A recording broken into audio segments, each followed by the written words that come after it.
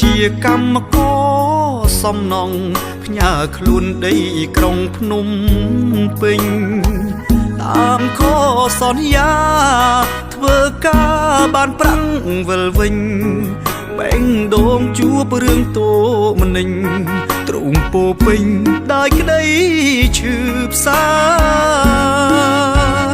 ជប់រងាដណ្ដប់ផាហុំដែលតូចតន់ផ្ញើមកឲ្យខ្ញុំគ្រប់វេលាពេលនឹកដល់មុំអា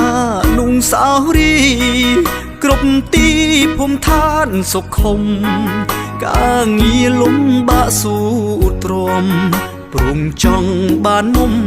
ជាគូវាប្រាំង